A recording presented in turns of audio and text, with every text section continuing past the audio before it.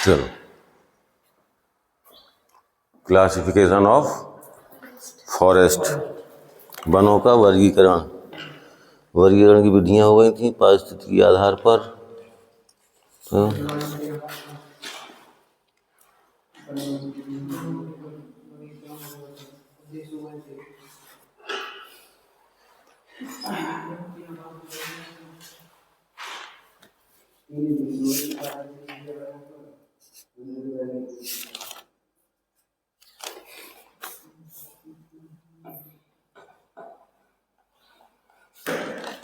Writing थोड़ी सुधार ले।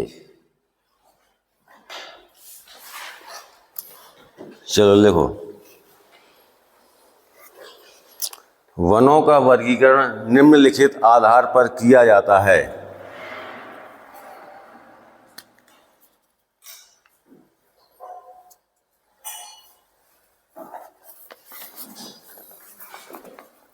नंबर 1,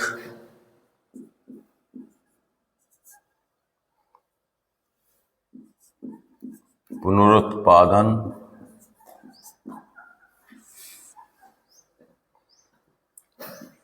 की रीति के आधार पर।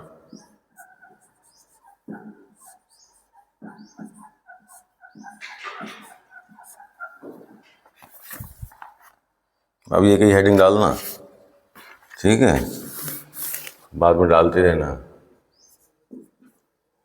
आयु के आधार पर।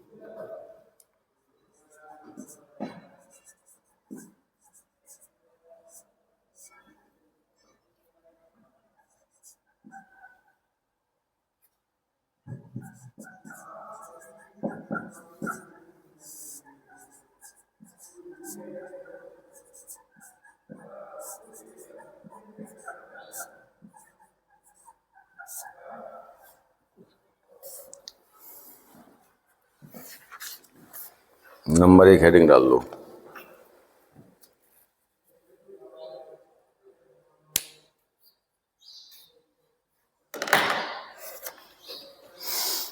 वनों का पुनरुत्पादन, वनों का पुनरुत्पादन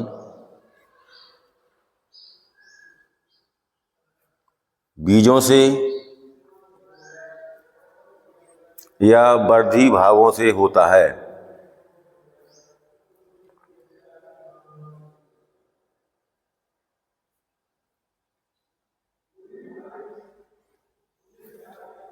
इस आधार पर वन बीज वन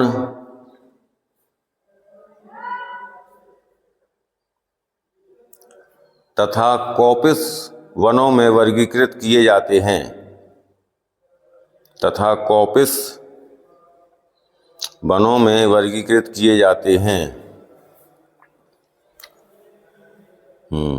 कॉपिस वनों में वर्गीकृत किए जाते हैं।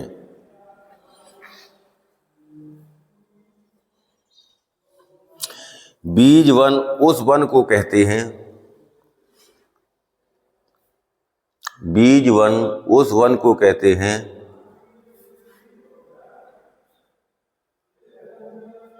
जो बीजों से उत्पन्न होते हैं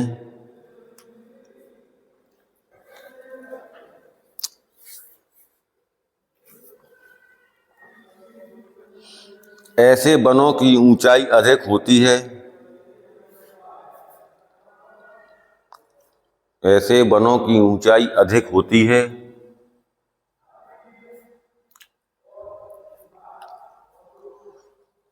और देर से तैयार होते हैं, और देर से तैयार होते हैं।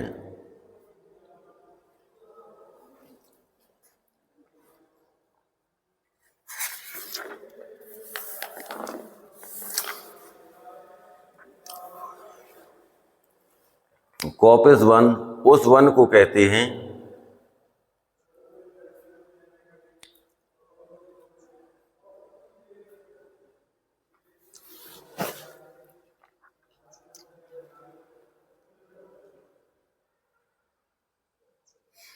जो कॉपिस प्रारोह कॉपिस प्रारोह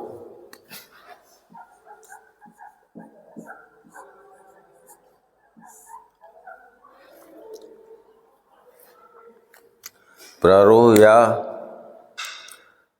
मूल प्रारोह से उत्पन्न होते हैं, मूल प्रारोह से उत्पन्न होते हैं।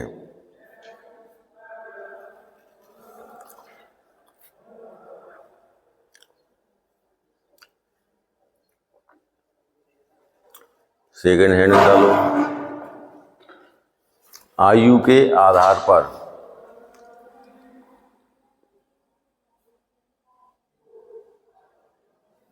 आयु के आधार पर, मात्रा सही लगा नहीं करें और कायदे से अगर लिख ली तो जरूरी है ऐसी लगा, थोड़ी ऐसी घुमा के मात्रा लगा दी तो नहीं सुधर जाए। रोज पिटत, जब तक क्लास लगे जब तक पिटत, क्या है इसका आदत पड़ गई इसकी। लिख लिया। आयु के आधार पर, आयु के आधार पर वन, आयु के आधार पर वन, सम आयु वन, सम आयु वन तथा विषम आयु वन में वर्गीकृत किए जाते हैं।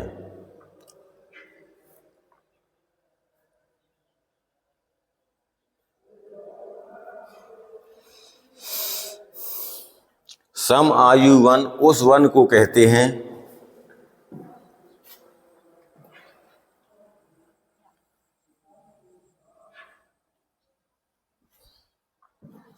सम आयु वन उस वन को कहते हैं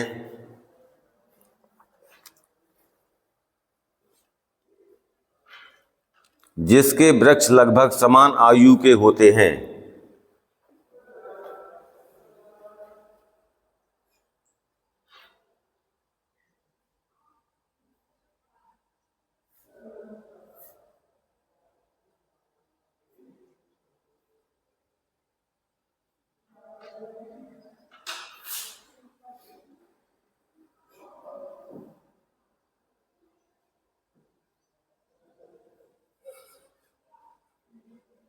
क्या लिखा? होते हैं। जिन वनों में वृक्ष 100 वर्ष या अधिक समय तक नहीं काटे जाते हैं,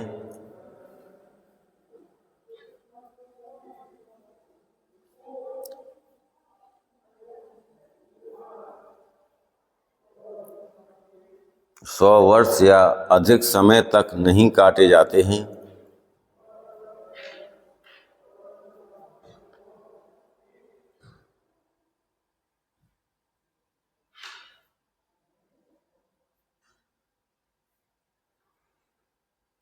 उनमें वृक्षों की आयु में आवर्तन आयु,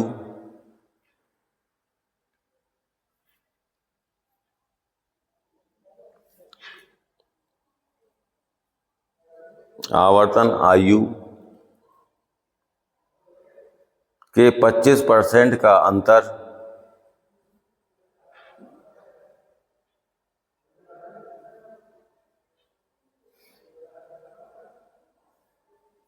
अंतर अनुमित किया जाता है। अनुमित किया जाता है।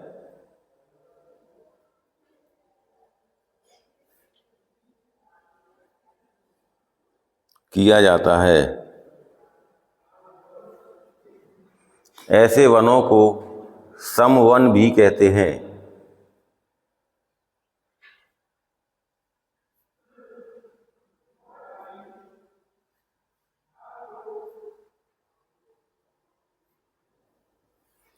विषम आयु वन, विषम आयु वन उस वन को कहते हैं। विषम आयु वन उस वन को कहते हैं जिनके वृक्षों की आयु में बहुत अंतर होता है।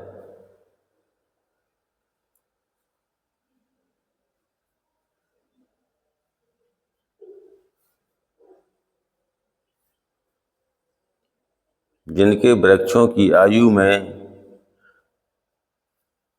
अंतर बहुत होता है।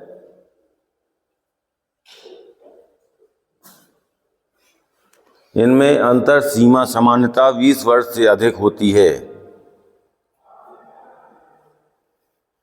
इनमें अंतर सीमा सामान्यतः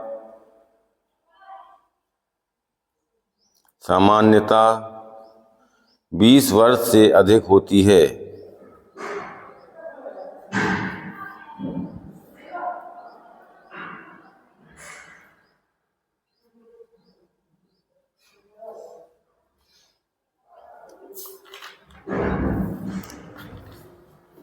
और लंबे आवर्तन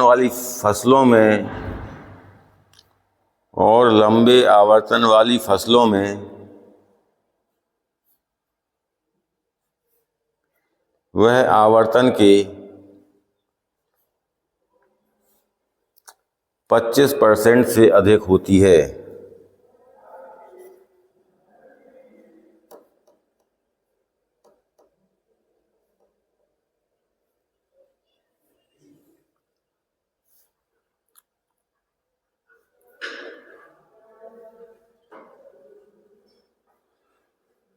नेक्स्ट लिखो।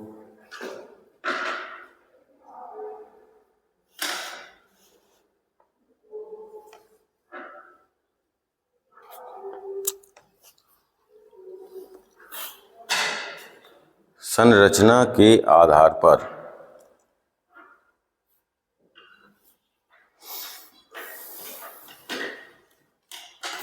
लिखिए इसमें, संरचना के आधार पर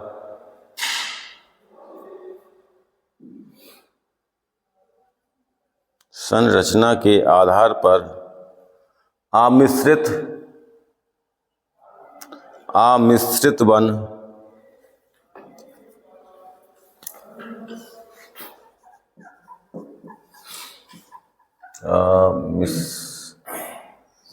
मिश्रा आएगा। मिश्रित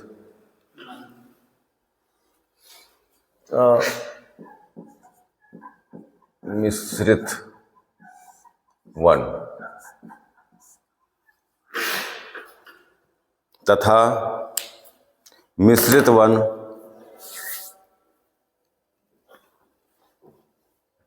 तथा मिश्रित वन में वर्गीकृत किया गया है।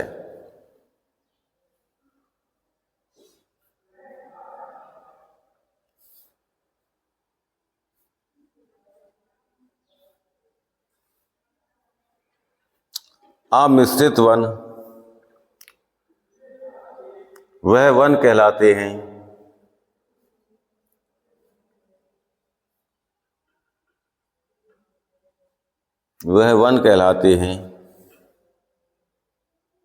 जो लगभग पूर्ण रूप से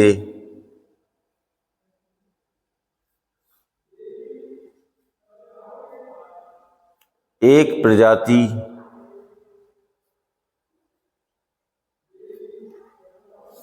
से बने होते हैं।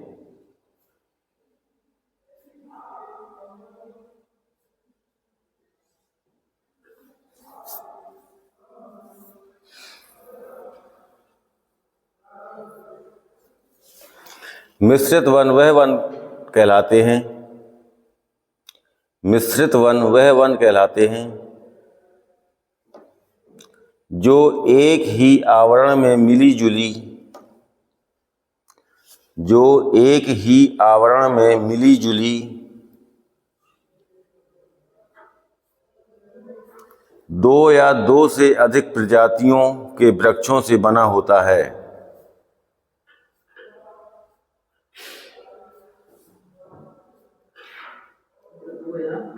दो या दो से अधिक प्रजातियों से बना होता है।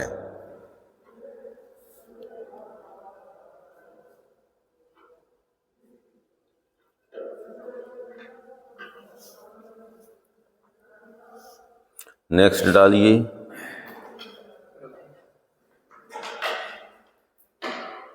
प्रबंध उद्देश्य के आधार पर।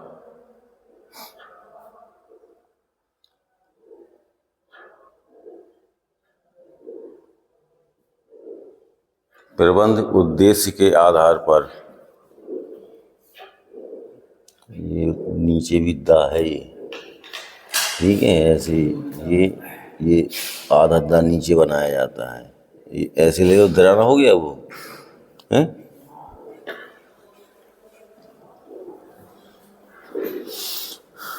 लिखो, इस आधार पर वनों को अनेक वर्गों में बांटा जा सकता है। इस आधार पर वनों को अनेक वर्गों में बांटा जा सकता है।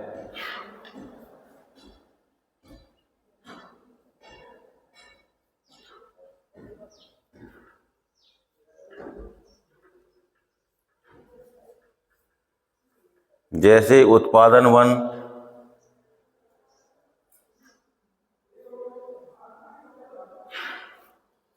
जैसे उत्पादन वन वह वन है जिनका प्रबंधन मुख्यतः फसल हेतु किया जाता है। उत्पादन वन वह वन है जिनका प्रबंधन मुख्यतः फसल हेतु किया जाता है। फसल हेतु किया जाता है।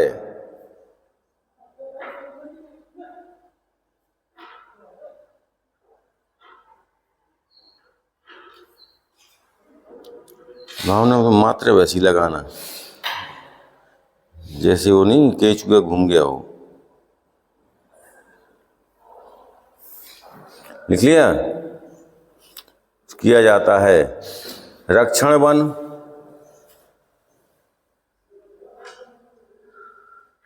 रक्षण वन आंशिक अथवा पूर्ण रूप से लकड़ी से घिरा वह क्षेत्र है। आंशिक अथवा पूर्ण रूप से लकड़ी से घिरा वह क्षेत्र है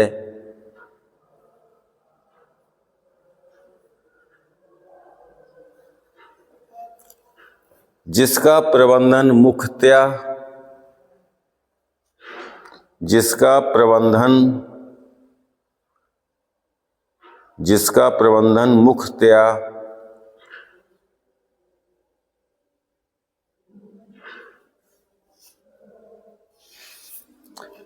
जल प्रवाह नियमित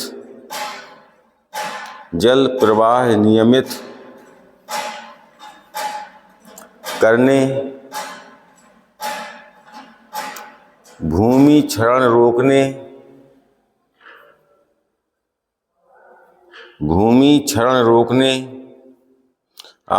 आदि लाभदायक कार्यों में किया जाता है। आदि लाभदायक कार्यों में किया जाता है।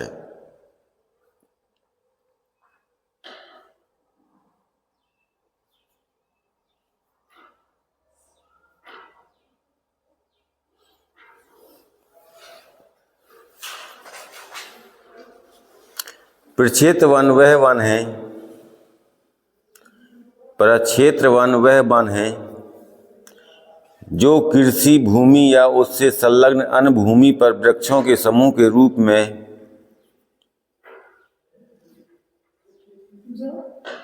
जो कृषि भूमि या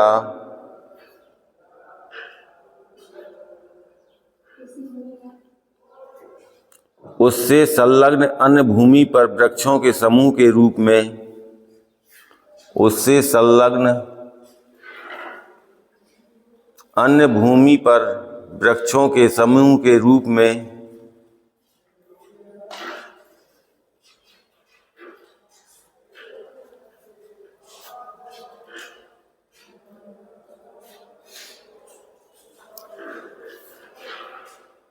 ईंधन तथा चारे की आवश्यकताओं की पूर्ति करने, ईंधन तथा चारे की आवश्यकताओं की पूर्ति करने,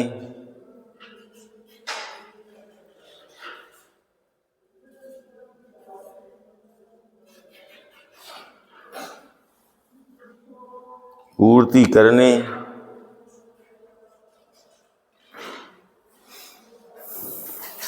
तथा कृषि पर लाभदायक प्रभाव डालने हेतु किया जाता है, तथा कृषि पर लाभदायक प्रभाव डालने हेतु किया जाता है।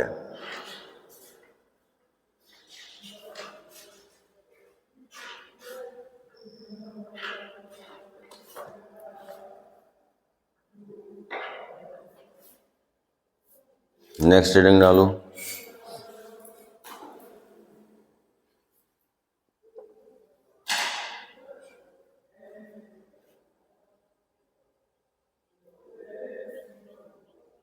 विधिक परिस्थिति के आधार पर, परिस्थिति के आधार पर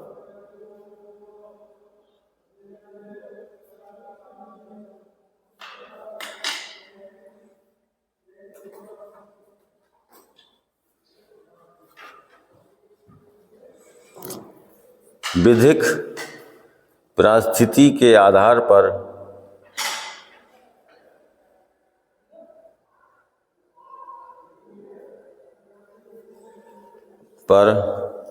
वन आरक्षित वन, वन आरक्षित वन, आरक्षित वन, कौमा संरक्षित वन, संरक्षित वन तथा ग्राम वन के रूप में वर्गीकृत किए जाते हैं।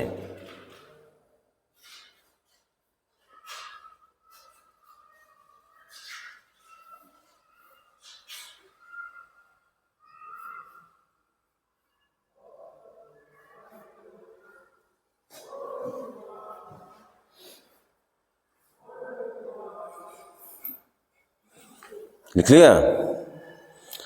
आरक्षित वन वह वन है जो, आरक्षित वन वह वन है जो भारतीय वन अधिनियम,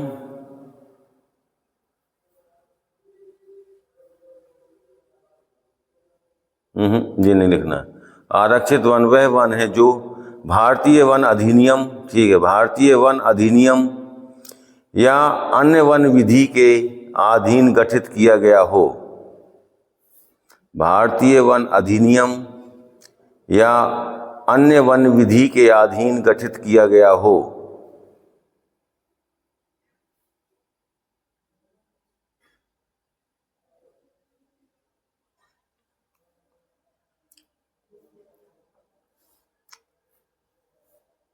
संरक्षित वन वह वन है, संरक्षित वन वह वन है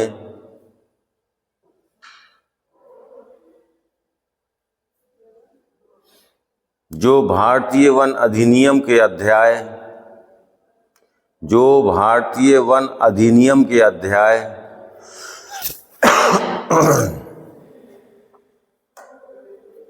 अध्याय लिखिए, अध्याय 4 के उपबंधों के अधीन, अध्याय 4 लिख लो या 4 लिख लो? चाय नहीं, 4 के उपबंधों के अधीन सीमित संरक्षण के अध्यधीन,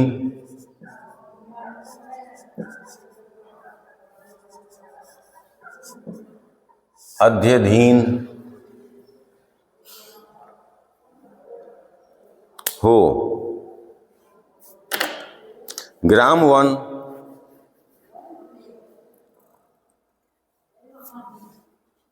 ग्राम वन राज्य सरकार का वह वन है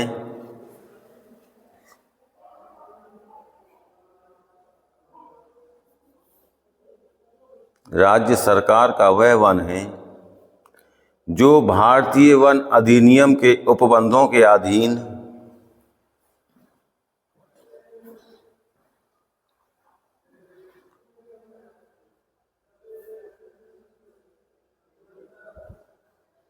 जो भारतीय वन अधिनियम के उपबंधों के अधीन किसी गांव समुदाय को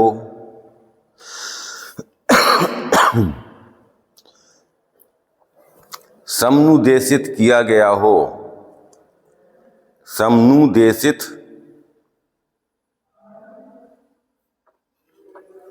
समनुदेशित किया गया हो।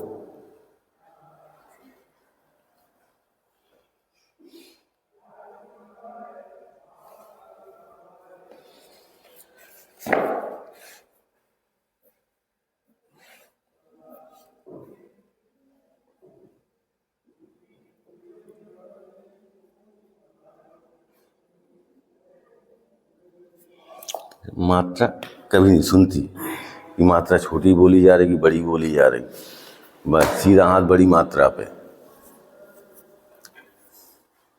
हो गया ये। अब नया टॉपिक डाल लो। क्या डलवाया था पहले? हाँ?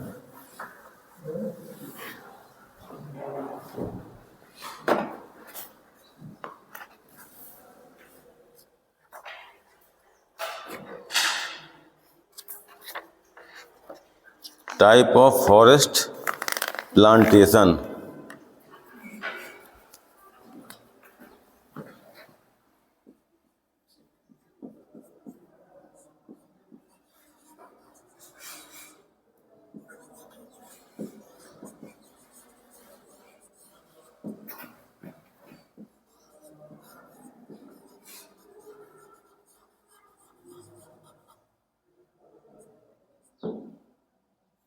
वन रोपण के प्रकार।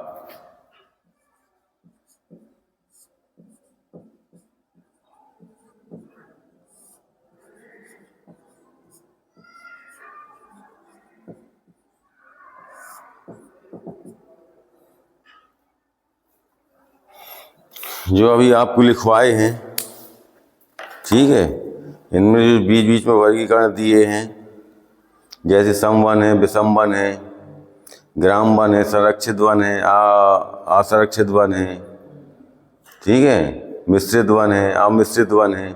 इनमें से शॉर्ट नोट भी आ सकते हैं, ठीक है। ये नहीं कि आप मिश्रित वन आ गए तो क्या लिखें, आपके इसी में लॉन्ग में भी शॉर्ट रहते हैं, ठीक है ना। इसलिए ऐसा तैयार करो कि शॉर्ट आ जाए तो शॉर्ट कर लो, लॉन्ग आ जाए तो लॉन्ग कर लो, ठीक है ना। ये नहीं कि यहाँ लिखवा दो, घर पे जाके बंद करके रख लो, फिर कहो ये तो पढ़ाया था या आया ही नहीं। इसलिए घर जाके बेटा रिवीजन जरूर करो। सुन रही हो? चूल्हे चौके में ना ज़्यादा लगी रहा करो। बस घर गई तो बस चूल्हे चौके में, भैंसों को चारा, भैंसों का गोबर, इससे थोड़ा दूर रहो।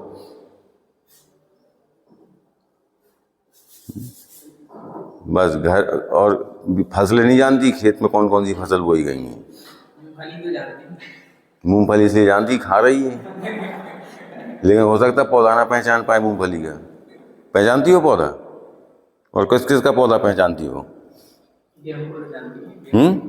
क्यों बोलो? आओ ना, कौन कौन सी फसल पहचानती हो? अरे बोल ना मुँह से, क्यों नहीं बोल रही? गेहूं पहचानती हो? चना, मटर, अलसी? अलसी नहीं पहचानती? मसूर? मसूर पहचानती हो?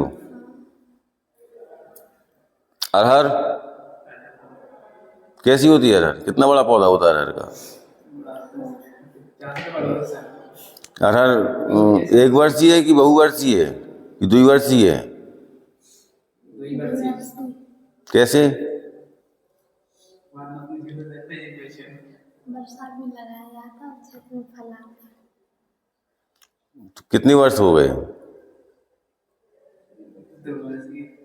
वही तो मुझे कैसे हो गया 2 वर्षीय? नहीं, वो तो लगा रहेगा, वो तो कई वर्षों तक रहता है। कई वर्षों वाला थोड़ी है, बहुवर्षीय थोड़ी है, द्विवर्षीय है। 9 वर्ष क्योंकि जो हमारा एग्रोनॉमी का जो सीजन वो जो वर्ष होती है वो एक सीजन से दूसरे सीजन तक एक वर्ष मानी जाती है। ठीक है, जैसे ये खरीफ का सीजन है, ठीक चल रहा है खरीफ का। अब खरीफ की फसल कट गई तो 1 वर्ष हो गया इसका। अब रबी की आएगी, ठीक, तो रबी की कटेगी मार्च अप्रैल में, तो 1 वर्ष हो जाएगा। और अरहर कब होती है? खरीफ में बोई जाती है, ठीक, पूरा खरीफ चलती है, पूरा रबी सीजन चलती है और जाके फिर कटती है, इसलिए ये द्विवर्षीय है। और उस दिन भी बताया था।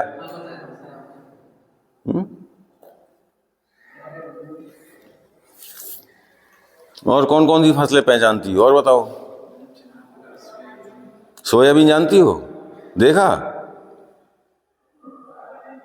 लोबिया, ग्वार, फिर ला दिया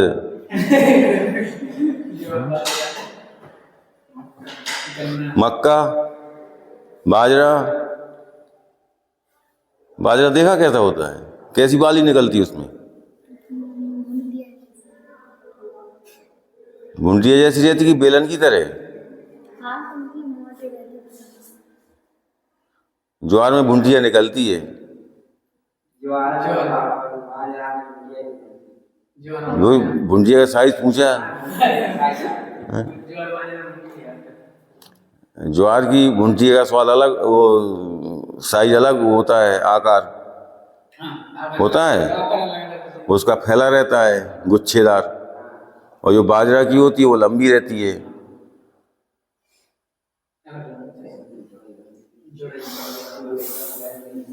लिखो उसमें।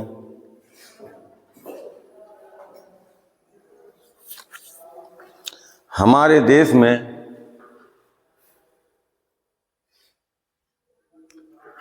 वन रोपण विभिन्न प्रकार से किया जाता है। हमारे देश में वन रोपण विभिन्न प्रकार से किया जाता है। जो निम्नलिखित है।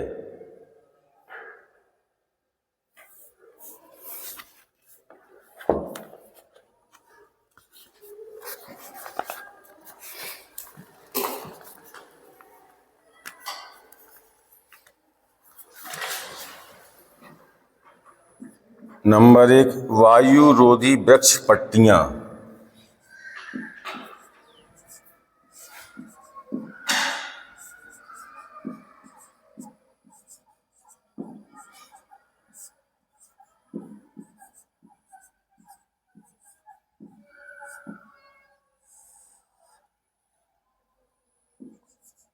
अभी एक ही लिखना आप लोग। नंबर 2, हाँ सब लिख लो पहले। नंबर 2, मनोरंजन वानिकी। मनोरंजन वानिकी।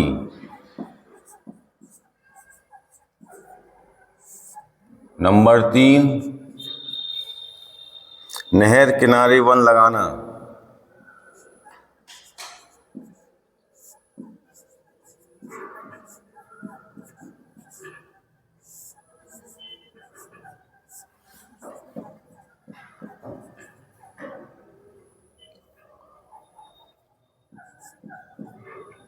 नहर किनारे वन लगाना।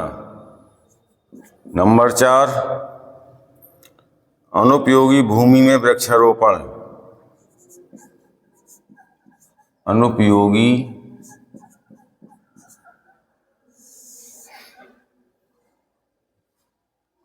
भूमि में वृक्षारोपण।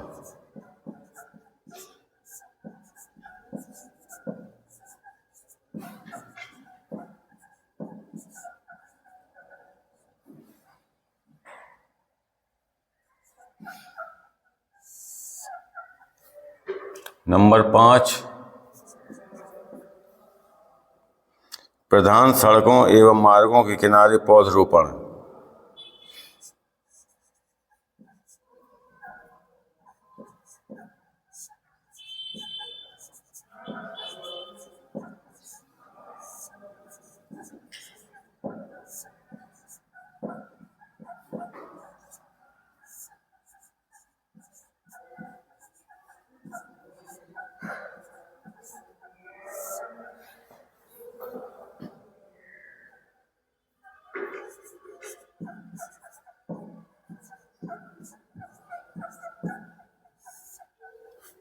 नंबर 6, रेल मार्ग पर वृक्षारोपण।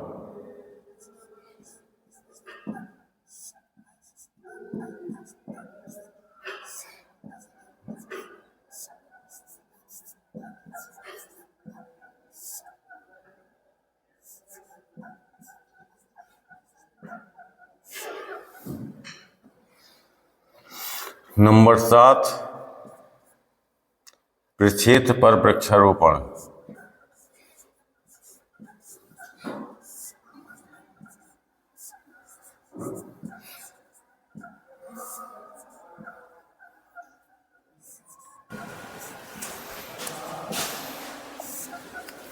नंबर 8, सामाजिक वानिकी।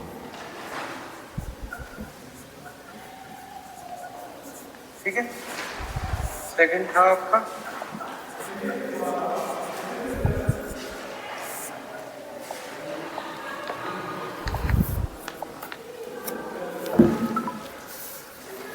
तुम लोग भाई रेगुलर क्यों नहीं आ रहे? क्यों?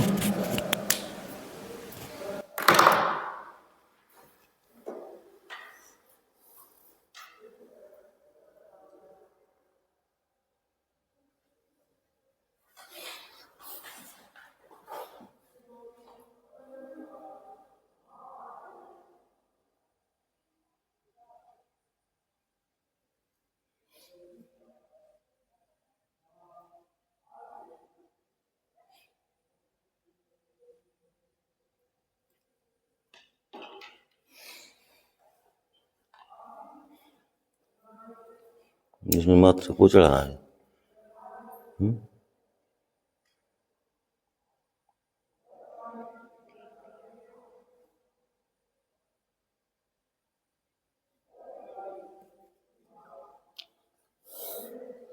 मुंडी हिलाने लगे। अब नंबर 1 हेडिंग डालो।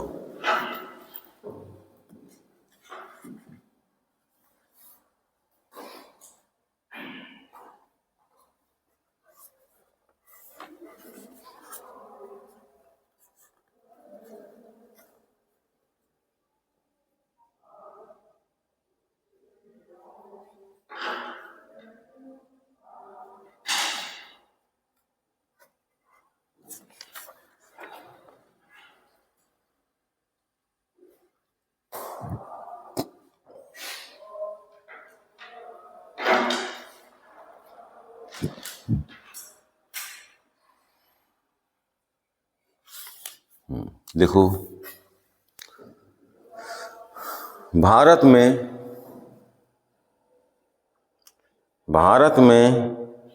18.8% या 18.8 मिलियन परसेंट नहीं, 18.8 मिलियन हेक्टेयर क्षेत्र में 18.8, इसको काट दो अब,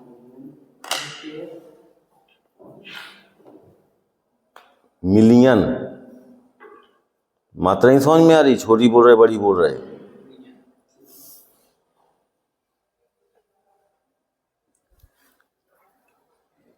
मिलियन हेक्टेयर क्षेत्र में रेगिस्तान है। मिलियन हेक्टेयर क्षेत्र में रेगिस्तान है।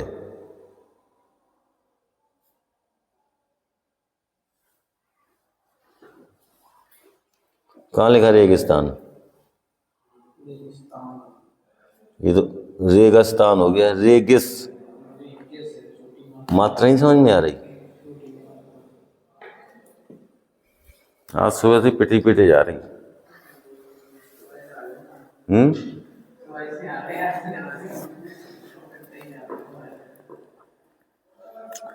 2.9 मिलियन हेक्टेयर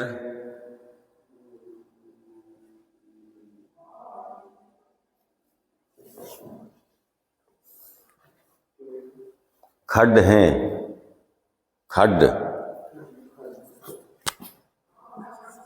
खा खड्ड खा और डा और आर और डा खड्ड है। खड्ड का मतलब समझ रही हो? ऊबड़ खाबड़ क्षेत्र। ठीक है, कहीं ऊंचा है कहीं नीचे है। ठीक है, उसको बोलते हैं खड्ड।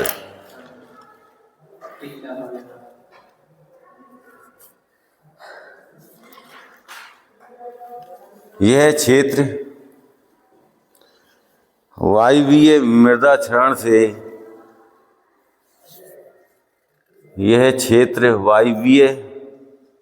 वायुवीय मृदा क्षरण से पूरी तरह प्रभावित है।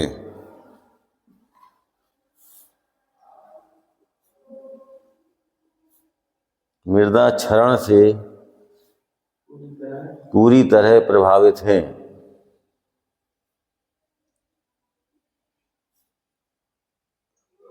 प्रभावित हैं।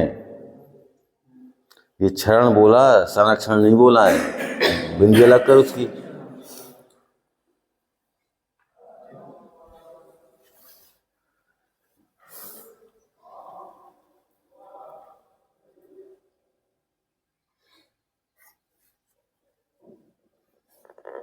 सर्वे के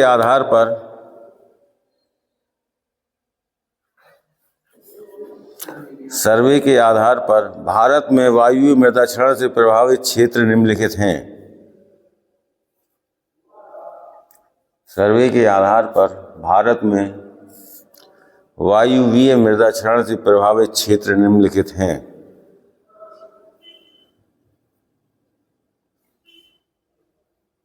नंबर 1, क्षेत्र निम्नलिखित हैं। प्रभावित क्षेत्र निम्नलिखित हैं।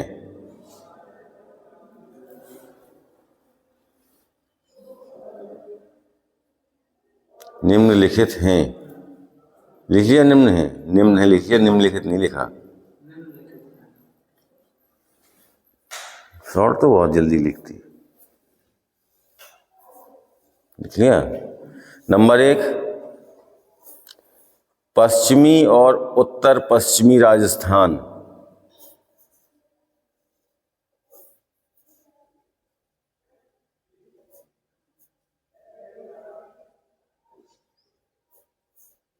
पश्चिमी और उत्तर पश्चिमी राजस्थान।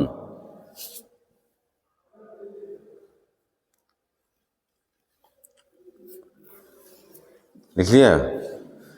नेक्स्ट, हरियाणा में गुड़गांव। नंबर 2 में लिखना ये। हरियाणा में गुड़गांव। हरियाणा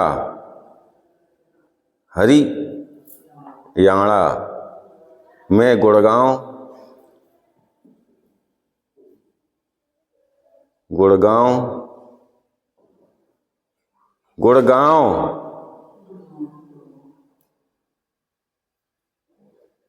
अगर घर लिखा होगा ना, क्या लिखा ये? गुड़गांव बोल रहा हूँ, गुड़बाग नहीं बोला मैंने। गुड़गांव, कोमा रोहतक,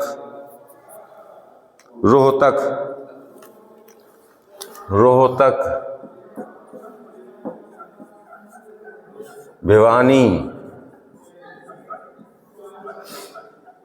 कॉमा लगाते जाना। हिसार,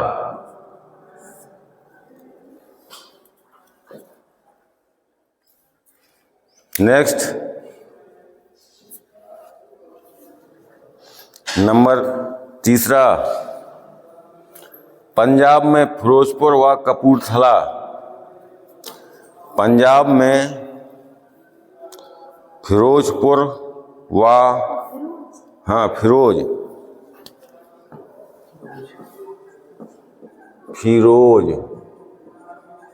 फिरोजपुर व कपूरथला।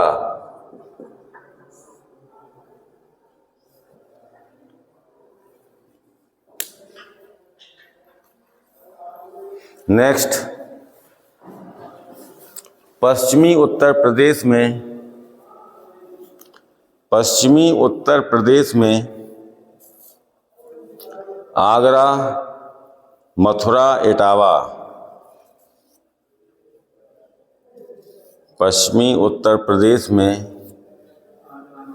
आगरा, मथुरा, इटावा।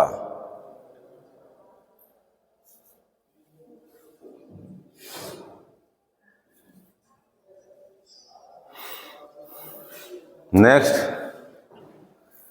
पश्चिमी बंगाल में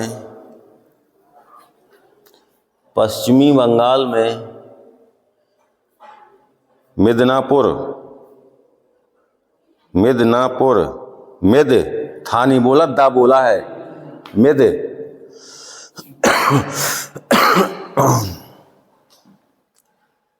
मिद दा, मिदनापुर। और ये क्या लिखा, इसको पढ़। ये आगरा है, ये आगरा है क्या? फिर दोबारा पढ़, क्या है? आगरा ही तो है। दोबारा ध्यान से पढ़, उसको ध्यान से देख के पढ़। देखो जी, आ है, जिंदा है मेरा। अब देखो एक डंडा और मार दिया। अभी आगरा लिखी थी, और वही मैं कह रहा हूँ बार बार पढ़ उसको क्या है, तो आराम से पढ़ने एक डंडा और मार दिया। आगरा ही तो है। नेक्स्ट लिखो, उड़ीसा में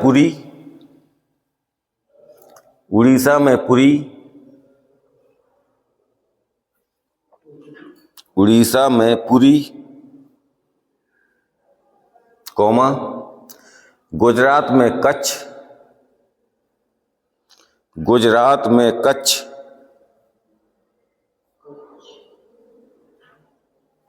कच्छ नहीं बोला, कच्छ का आधा चा और छा, कच्छ। ये कच्छ लिख रही है, कॉमा, कर्नाटक में हगारी,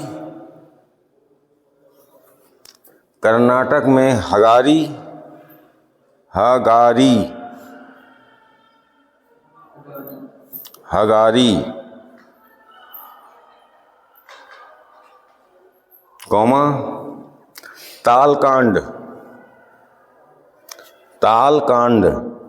एक ही शब्द है तालकांड। नेक्स्ट, तमिलनाडु में रामेश्वरम,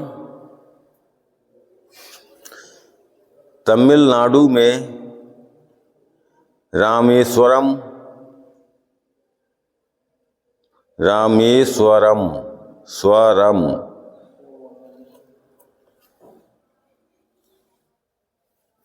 रामेश्वरम।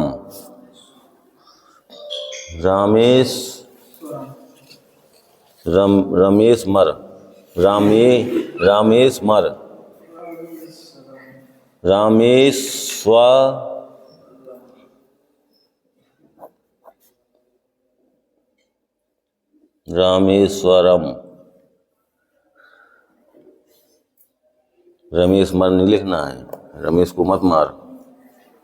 रामेश्वरम, कॉमा, मदुरई,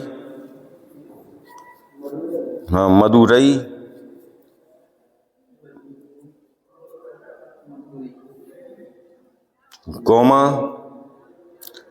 रामनाड़ नाड़ रामनाड़ रामनाड़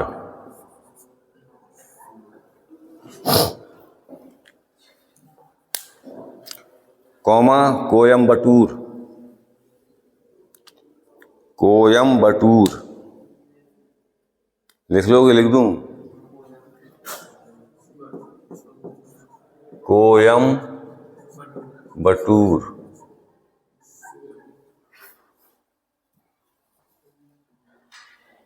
आधा माँ है, पूरा बा है। कोयम्बटूर।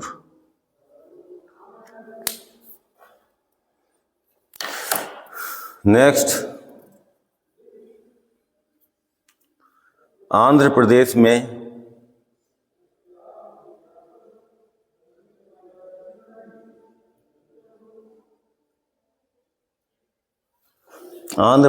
में नेल्लूर नेल्लूर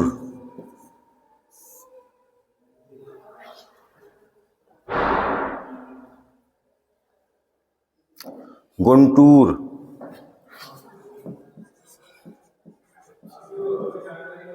गुंटूर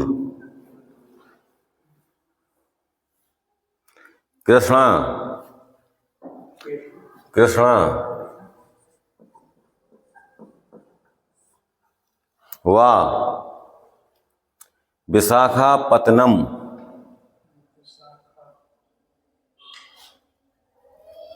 विशाखापत्तनम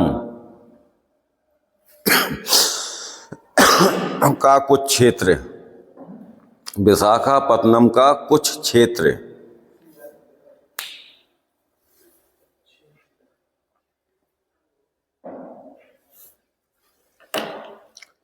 इन क्षेत्रों में, नेक्स्ट लाइन से इन क्षेत्रों में वायु चलने की गति,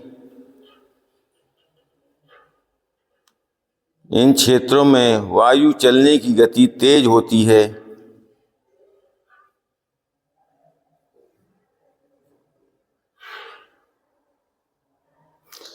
तेज हवा चलने के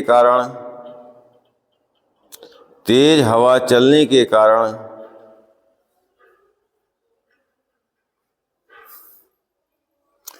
मृदा के कण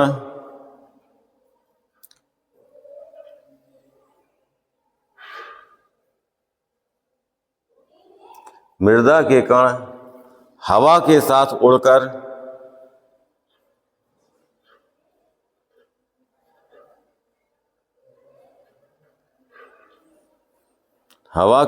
उड़कर दूसरे स्थान पर गिर जाते हैं या पहुंच जाते हैं।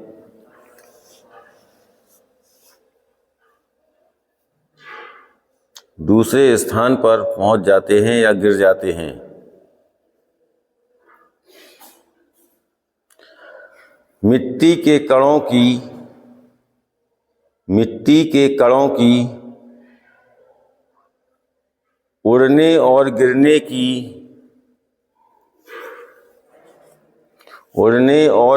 की गति उनके आधार पर निर्भर करती है, उनके आकार पर निर्भर करती है, आधार पर नहीं। गिरने की गति उनके आकार पर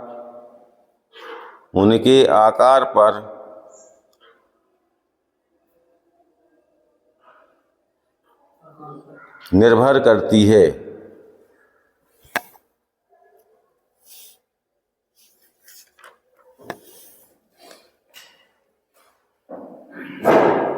अब लिखिए हवाओं द्वारा हानि,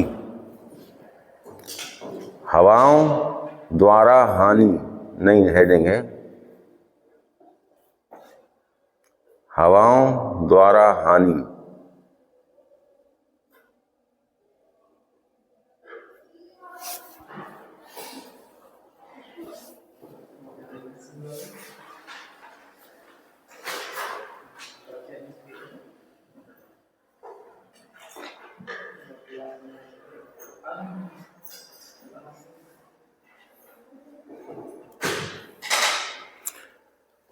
वायु चलने से पौधों और भूमि की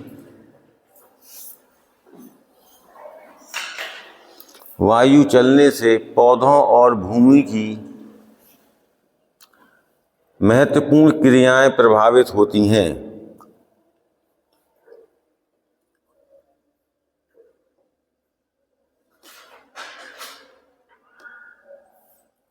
इन क्रियाओं में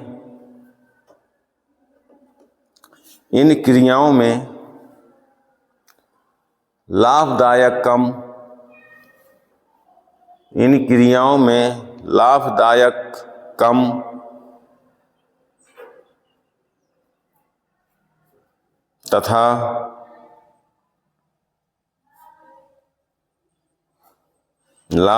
कम तथा हानिकारक अधिक होती हैं।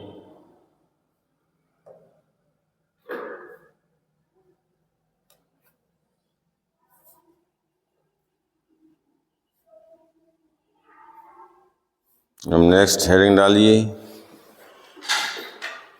तेज हवाएं चलने से होने वाली हानियां।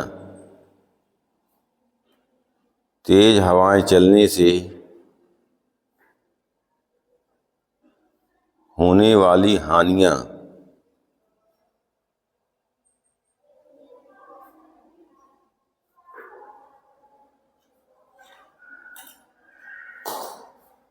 होने वाली हानियां।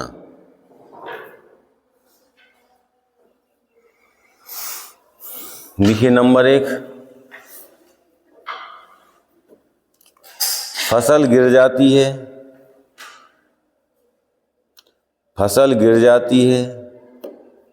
कौमा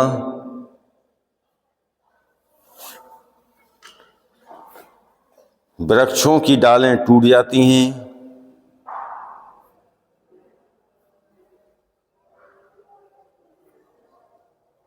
वृक्षों की डालें टूटकर गिर जाती हैं तथा फल टूटकर गिर जाते हैं। फल टूटकर गिर जाते हैं। टूट कर गिर जाते हैं। अब इसको थप्पड़ पड़ेगा। टूट कर गिर जाते हैं। मैंने टूट बोला, ये टूटे नहीं बोला। टूटे लिया, टूट का तो टूटे कर दिया।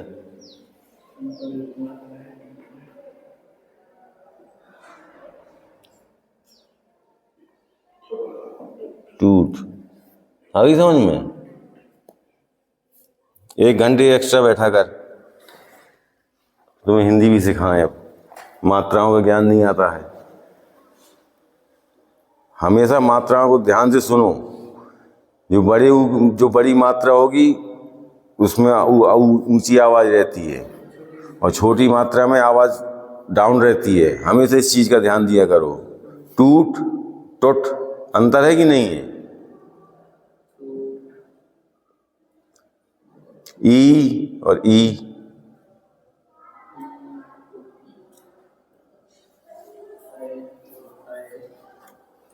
नंबर 2,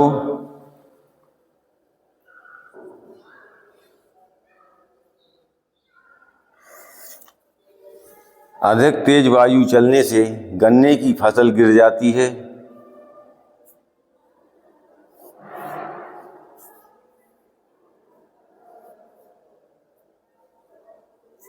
गन्ने की फसल गिर जाती है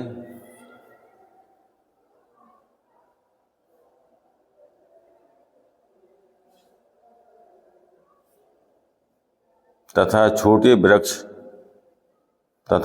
वृक्षों की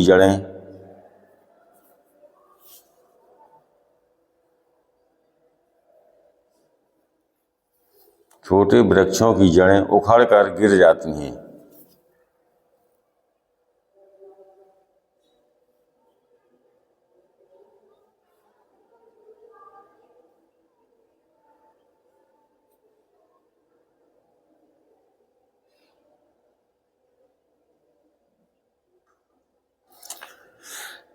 नेक्स्ट लिखना, गर्म वायु से सभी तरह की फसलें गर्म वायु से सभी तरह की फसलें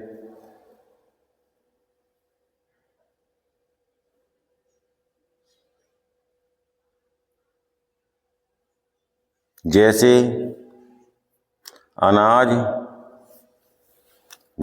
अनाज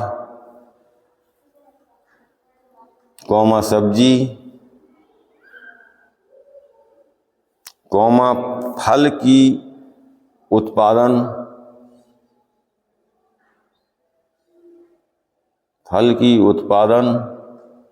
तथा उनकी गुणवत्ता कम हो जाती है।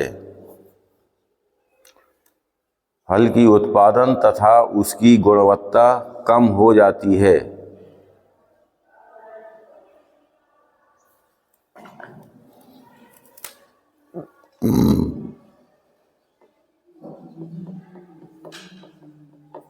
नेक्स्ट,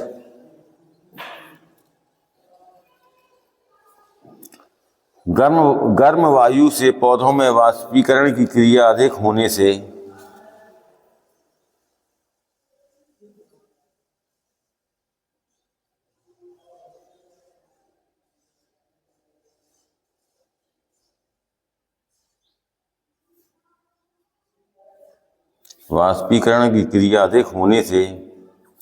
जल की आवश्यकता बढ़ जाती है।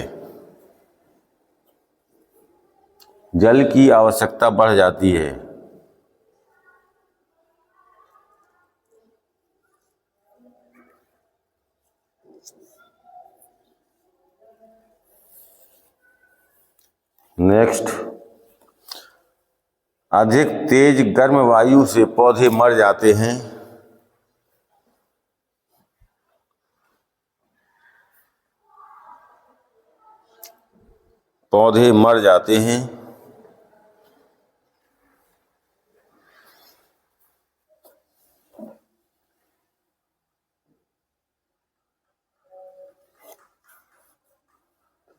तथा फल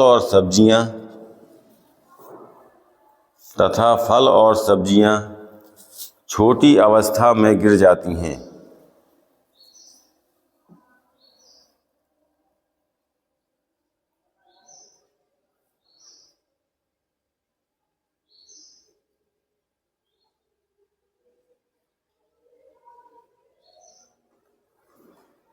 नेक्स्ट, वाष्पन तथा उत्सर्जन दोनों वायु के सहयोग से अधिक होता है। वाष्पन तथा उत्सर्जन दोनों वायु के सहयोग से अधिक होता है।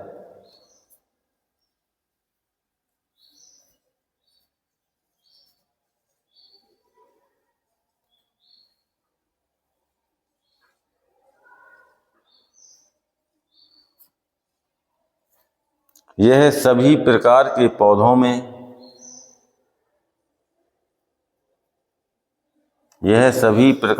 पौधों में फूलों में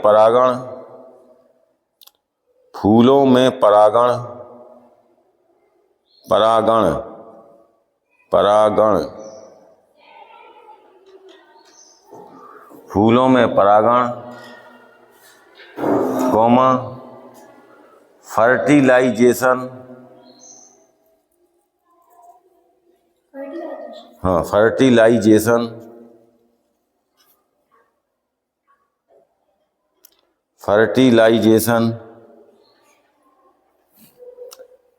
कौमा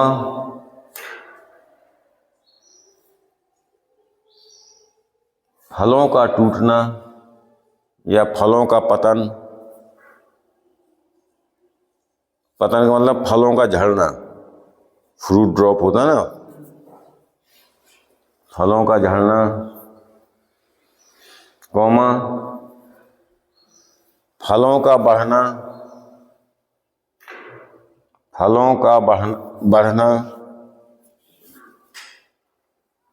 कौमा रसीलापन, कौमा रसीला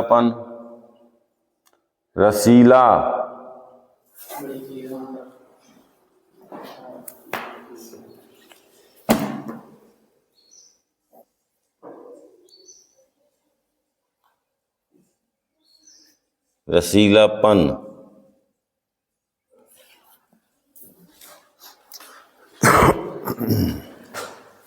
कौमा पत्तियों का झुलसना, कौमा पत्तियों का झुलसना, पत्तियों का झुलसना, झुलसना तथा वृक्षों की मृत्यु तक को प्रभावित करती है, तथा वृक्षों की मृत्यु तक को प्रभावित करती है।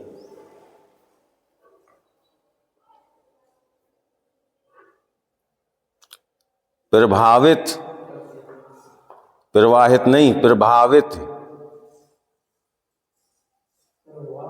प्रभावित करती है।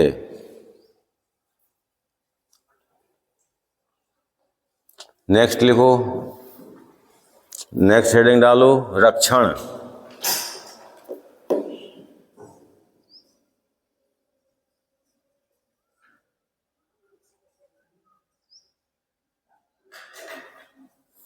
रक्षण मतलब इनकी रक्षा के लिए क्या करेंगे, ठीक है। इन सभी प्रकार की वायु से बचाव या रक्षा करने के लिए, इन सभी प्रकार की वायु से बचाव या रक्षा करने के लिए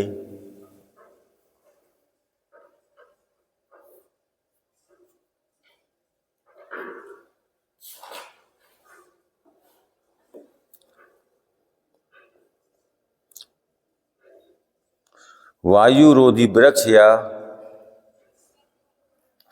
वायुरोधी वृक्ष या वायुरोधी वृक्ष पट्टियां लगाते हैं।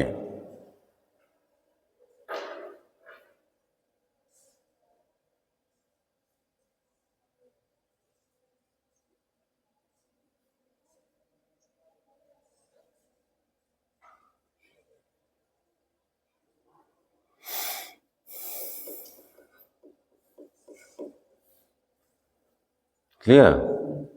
नेक्स्ट हेडिंग डालो, वायु रोक या वायु रोधी।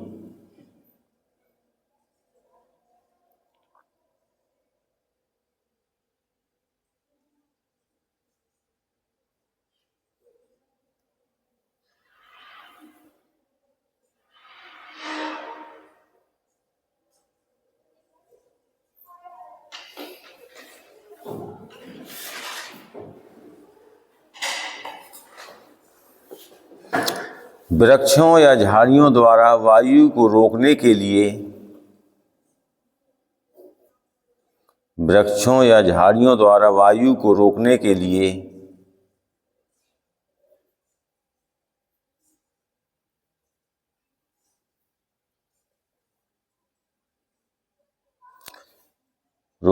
लिए साधारण तौर पर एक कतार होती है।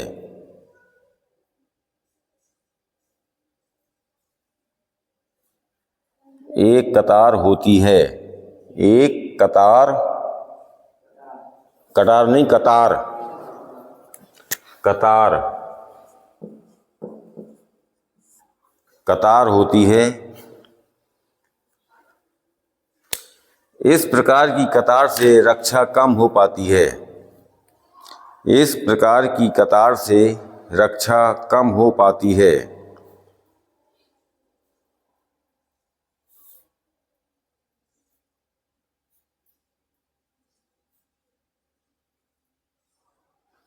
नेक्स्ट हेडिंग डालो,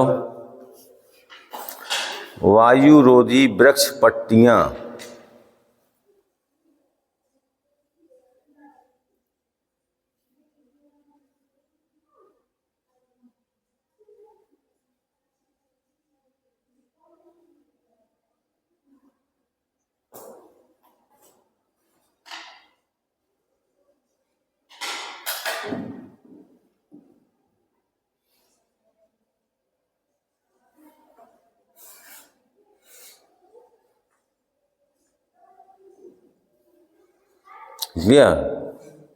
वृक्ष और झाड़ियों की पट्टी बनाई जाती है, वृक्ष और झाड़ियों की पट्टी बनाई जाती है।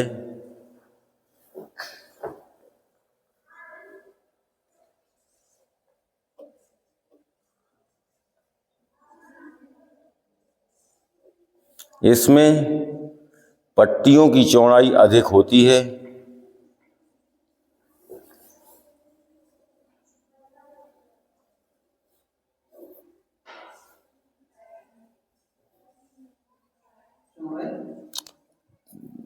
इस चौड़ाई अधिक होती है तथा वृक्षों की कई कतारें होती हैं।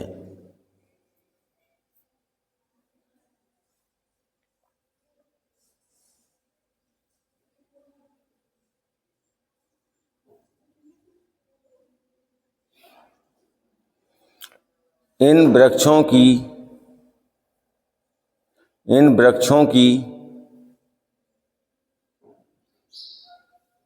वृक्षों की पट्टियों को हम चौड़ी दीवार भी कह सकते हैं।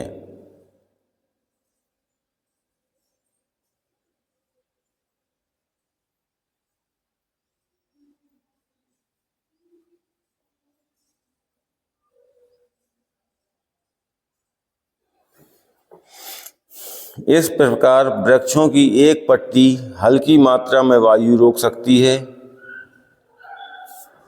इस प्रकार वृक्षों की एक पट्टी हल्की मात्रा में वायु को रोक सकती है।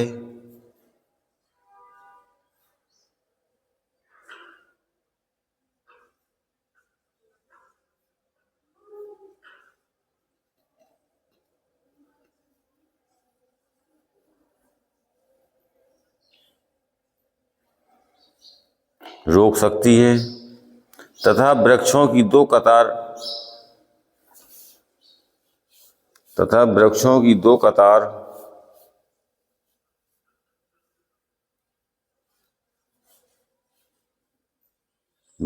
दो कतार उससे अधिक मात्रा में वायु को रोक सकती है।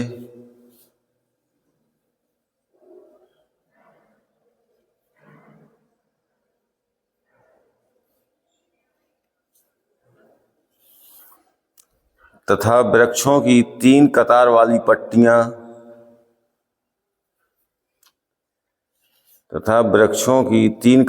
पट्टियां वायु को अधिक मात्रा में रोकती हैं।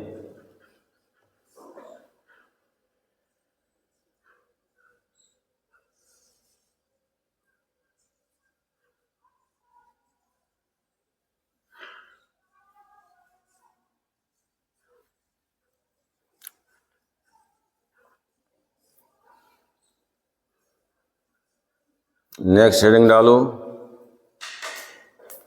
वायुरोधी वृक्ष पट्टियों के प्रकार। वायुरोधी वृक्ष पट्टियों के प्रकार।